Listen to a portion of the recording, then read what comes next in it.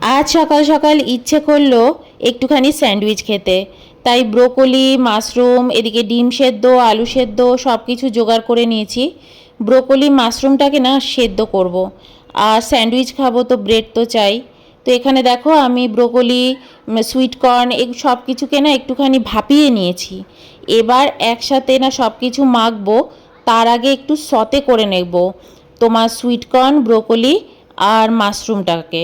আর একটুখানি এর মধ্যে গোলমরিচও অ্যাড করব, একটু সল্ট অ্যাড করব। তো একটু নেড়ে চেড়ে নেব, ব্যাস এইটুকুই। বেশি ভালো করে ভাজবো না, ফ্রাই করব না। আর এই দেখো এখানে আমি সব কিছু গুছিয়ে নিয়েছি, মেয়োনিজ, চিজ, ব্রোকলি যা যা আছে সব কিছু নিয়ে নিয়েছি, আলু সিদ্ধ, ডিম সেদ্ধ, একটু বাটার সব কিছু মেখে নিয়েছি। এই পুরটাই কিন্তু আমি ব্রেডের মধ্যে দেব। এই দেখো এইভাবে আমি গুছিয়ে নিয়েছি আর স্যান্ডউইচটা গড়ে নিচ্ছি। আর ওদিকে একটা স্যান্ডউইচ কিন্তু আমার হয়েও গেছে, প্লেটে নিয়ে নেব আর একেবারে সোজা টেবিলে চলে যাব, কারণ স্যান্ডউইচ কিন্তু গরম গরম খেতেই ভালো লাগে। তো এই দেখো স্যান্ডউইচ নিয়ে চলে এসেছি, চাটা হচ্ছে, চাটা নিয়ে এসে একেবারে বসছি। Good morning. আজ হচ্ছে সানডে, আর সানডে মানেই ফান্ডে। যদিও এটা খুব বাজে কথা, মোটেই সবার সানডে সবসময় ফান্ডে হয় না। সানডেতে একজনের অনেক সময় খুব কাজ থাকে, আমার তো অনেক সময় খুব কাজ পড়ে যায়। নিয়ে এসেছি স্যান্ডউইচ, ঘরে বানানো হেলদি হেলদি স্যান্ডউইচ, কারণ এটা ঘরে বানানো। মেয়োনিজ, চিজ সব কিছু দেওয়া আছে, কীরকম হেলদি ভাবো। কিন্তু ব্রোকলি আছে এর মধ্যে, তারপরেতে আর তো দেখালাম সুইট কর্ন, এগুলো সব রয়েছে, মাশরুম রয়েছে। চলো আগে টেস্ট করে দেখি, তুমি এটা টেস্ট করো।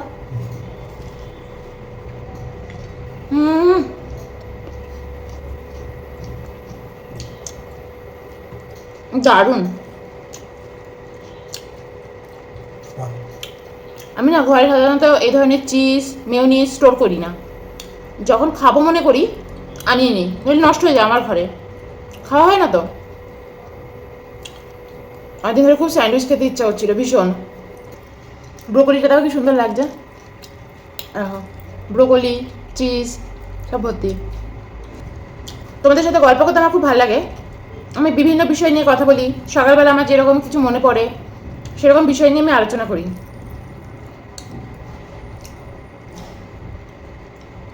কিন্তু কখনো কখনো অনেকে এসে বলে যে আমার ব্যক্তিগত মানে জীবন সম্পর্কে জানতে চায়। সোশ্যাল মিডিয়ায় বসে বসে ব্যক্তিগত জীবন নিয়ে আলোচনা করার আমার বিন্দুমাত্রই ইচ্ছে নেই সেরকমভাবে। আর আমার ব্যক্তিগত জীবনে সত্যি বলছি কোনো মশলাও নেই যেটা আমি এখানে এসে ছড়াতে পারি। কিন্তু হ্যাঁ, আমারও নিজের ইচ্ছা হয় নিজের জীবন নিয়ে তোমাদের সাথে গল্প করি, আড্ডা মারি।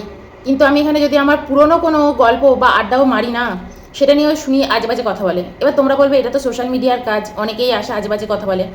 তাই আমি সবসময় সেই জায়গাটা গার্ড রেখেই চলতে চাই যে তুমি একটা বাজে কথা বলতেই পারো, কিন্তু আজে বাজে কথা আমার পরিবার পরিজন বা কোনো কিছু নিয়ে আমার সেটা পছন্দ হবে না, কারোরই পছন্দ হয় না। এবার ধরো ফালতু কথা বললে তাহলে কিছু এসে যায় না, কিন্তু অনেক সময় অনেক কিছু তুমি তথ্য জেনে নিয়ে আজে বাজে কথা বলবে, আজে বাজে কমেন্ট পাস করবে, কারোর তো ভালো লাগে না না। আগের দিন একজন দিদিভাই আমাকে একটা প্রশ্ন করেছেন, কারণ আমি তোমাদেরকে গল্প করছিলাম যে আমি কিভাবে আমার শ্বশুর বাড়িতে যাই, বা আমি আমার বাপের বাড়িতে সারাদিন থাকি, শ্বশুর বাড়িতে থাকাই হয় না, আমি কোনোদিনও থাকিও নি সেরকমভাবে, 10 দিন জন্য গেছি টেছি এরকম। তো দিদিভাই আমাকে বলেছেন যে প্রশ্ন করেছেন, উনি সবসময় খুব ভালো কমেন্ট করেন, উনি কিন্তু খুব ভালো ভালো কথাও বলেন কমেন্টে। তো উনি আমাকে বলেছেন যে তো আমার তো নিজের ইনল বলতে কেউ নেই, তাই হয়তো আমি এত লিবার্টি পাই। তো একদম না, তা নয়। এখন হয়তো অনেকেই নেই, কিন্তু বিয়ের পর সবাই ছিল, 10 বছর 11 বছর সবাই ছিলেন। হালে সব এই করোনার পরে এক এক করে সবাই মারা গেছেন। তো কে মারা গেছেন, কে বেঁচে আছেন সেটা নয় আজকে নাইবা বললাম, কিন্তু ওনারা সবাই ছিলেন। তো আজকে একটু আমার শ্বশুরবাড়ির গল্প করব তোমাদের সাথে, ঠিক আছে? আমার জীবনের গল্প করব, তার সাথে শ্বশুরবাড়ির গল্প করব। এটাকে গল্প হিসাবেই রেখো, যে আপনাদেরও তো ইচ্ছে করে যে মমি তোমার বিষয়ে একটু জানি, তো একটু তোমাদের সাথে গল্প করলাম। এটাকে নিয়ে কাটা ছেঁড়া জাজমেন্ট এগুলো করার কোনো দরকার নেই, তাই না? যারা করবে করবে, আমি তাদের কিন্তু কোনো উত্তর দেব না, ফালতু কথার কোনো উত্তর দেব না। আমি আমার চ্যানেলটাকে গল্পের হিসাবেই রাখতে চাই। আমি যে পরিবারটা তৈরি করছি আমাকেও দেখতে হবে সেই পরিবারটা কতটা আমার, তাই না? তো খেতে খেতে গল্প করি তোমাদের সাথে। তো বিয়ের পর আমি তো বাইরেই চলে এসেছি, যেটা তোমাদেরকে বললাম।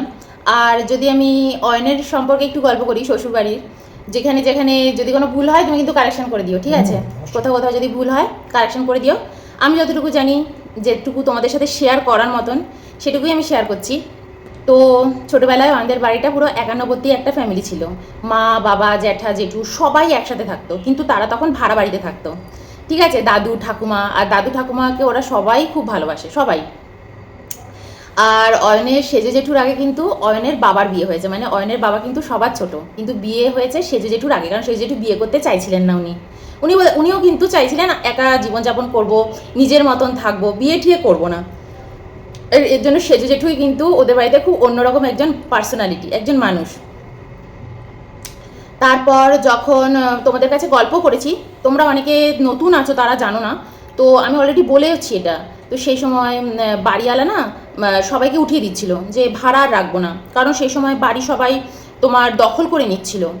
তো যখন ওর জেঠুকেও বলেছে বাড়িওয়ালা যে আপনারাও কিন্তু উঠে যান, কারণ এরপর আমি আস্তে আস্তে বাড়ি ভাড়া তুলে দেবো, তখন জেঠু খুব তাড়াতাড়ি করে জমি কিনে বাড়ি করেছে। এবার জমিটা যতটা কিনতে পেরেছেন উনি, সেই অনুযায়ী বাড়ি যেরকম বানানো হয়েছে, তাতে সবাই একসাথে থাকাটা খুব মানে স্বাচ্ছন্দ্যমূলক ছিল না, যে সবাই মিলে খোলামেলাভাবে হাত পা ছড়িয়ে থাকবে, এরকম ছিল না। কিন্তু তাড়াহুড়ো করে ভালো বাড়ি বানিয়ে নিয়েছেন ওনারা, একতলা বাড়ি, অনেকটা জায়গা জুড়ে কুয়ো পার সমস্ত কিছু করে বাড়ি বানিয়ে নিয়েছেন, সবাই একসাথে থাকতেও শুরু করেছে। কিন্তু তারপর অয়নের বড় জেঠু বলেন যে, উনি চাকরি করতেন, উনি বলেন যে আমি বরঞ্চ একটা আলাদা জায়গায় জমি কিনে বাড়ি করি। তখন ওনার বড় জেঠু চলে যায়, উনি আলাদা জায়গায় জমি বাড়ি করে তার ছেলে মেয়ে বউ নিয়ে আলাদা হয়ে যায়।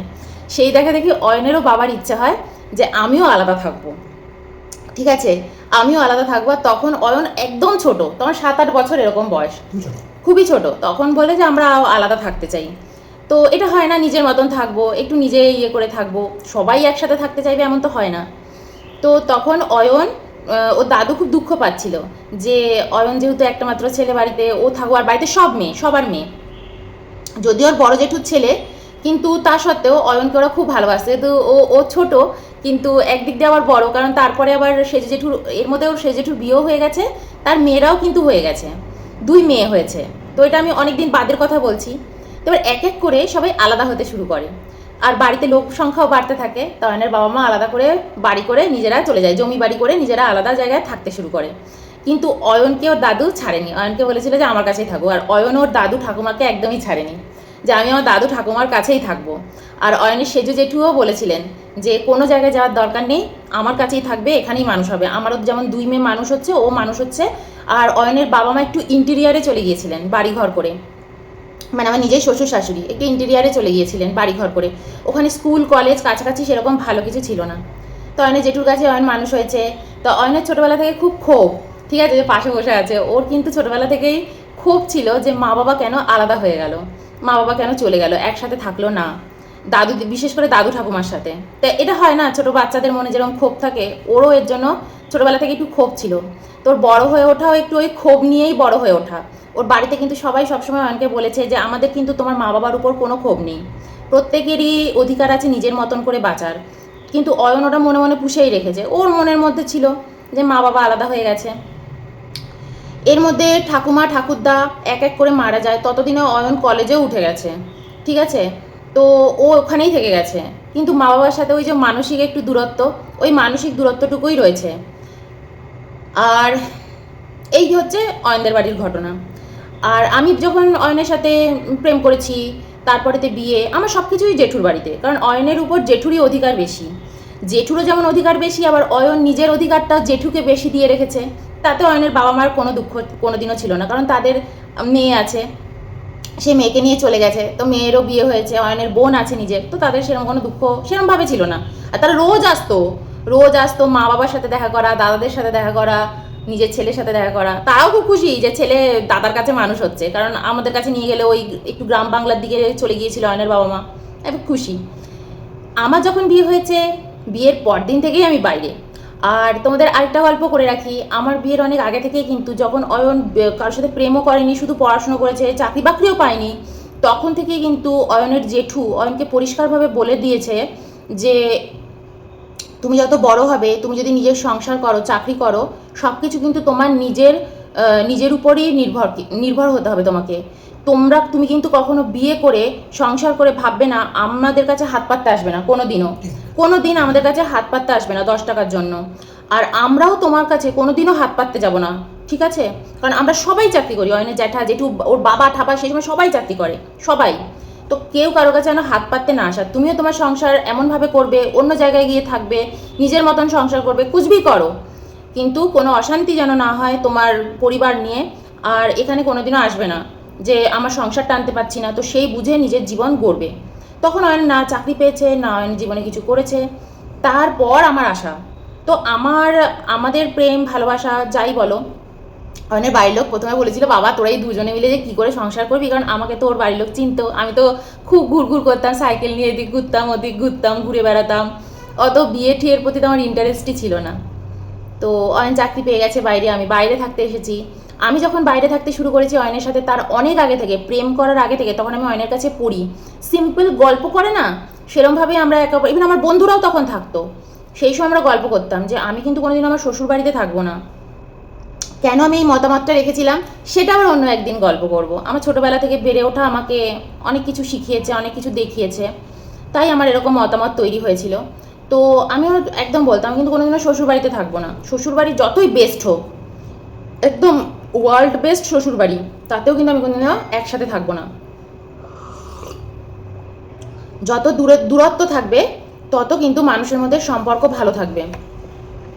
অয়নের বাবাও আসতো, অয়নদের সাথে সম্পর্ক ভালো ছিল, অয়নের জেঠুও এসেছেন, তো ওদের বাড়িতে কিন্তু সবাই খুব লিবারেল ফ্যামিলি।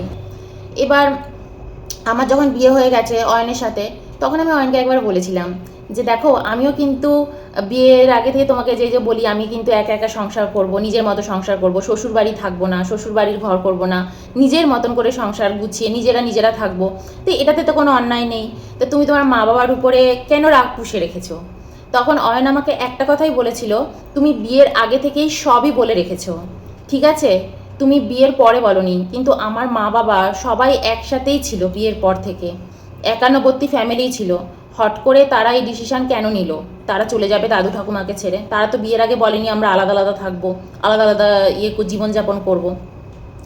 এটা হচ্ছে ওর মতামত, তো আমি বলে দিলাম। তো আশা করছি এটা নিয়ে কোনো জাজমেন্ট করতে যেও না, এটা আমার জীবনের গল্প, তোমরাও যেমন আমার গল্প শুনতে চাও আমিও বলতে চাই, তাই বললাম এই।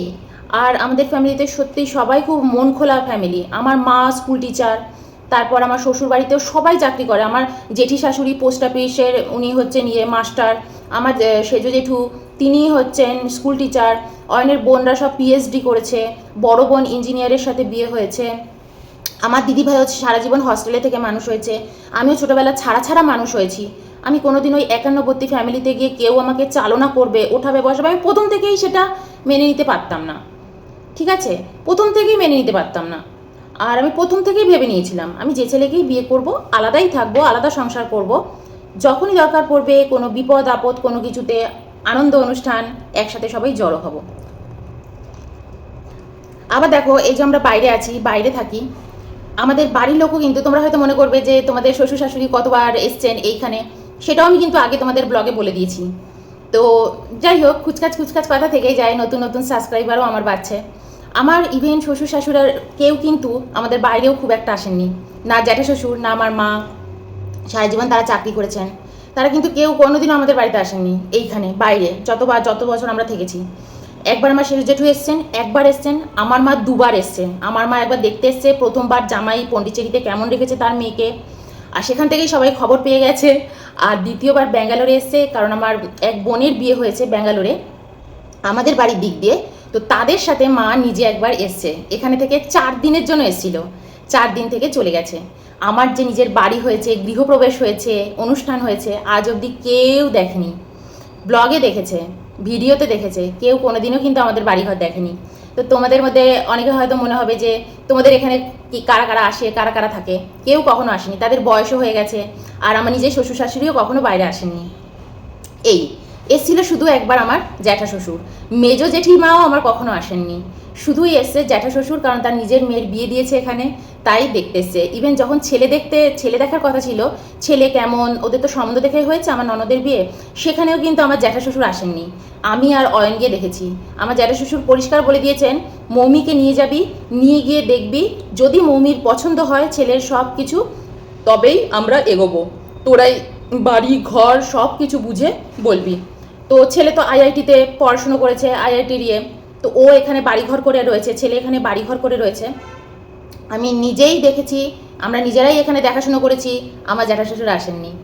তো এইভাবেই কিন্তু আমাদের লাইফ চলে, সবার কিন্তু জীবন একরকম নয়, সবাই কিন্তু হুল্লোড়বাদ জীবন চায় না, ছেলেমেয়ের জীবনে গিয়ে ঘুষবো থাকবো।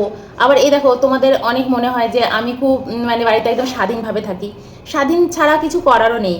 আমি ছোটোবেলা থেকে একা একাই বড় হয়েছি, অয়নও কিন্তু ছোটোবেলা থেকে একা একাই বড় হয়েছে, কেউ থাকতো না বাড়িতে, সবাই চাকরি করতে চলে যেত, শুধু ওর মেজো জেঠিই থাকতো বাড়িতে, রান্না বান্নাটা করতো, বাদ বাকি সব কাজের লোক রয়েছেন তারা করতো রান্না। এখন তো রান্না, পরে তো রান্নার লোক সব কিছুর লোক রয়েছে, আমার বিয়ের আগে থেকেই রান্নার লোক রয়েছে, সব রয়েছে।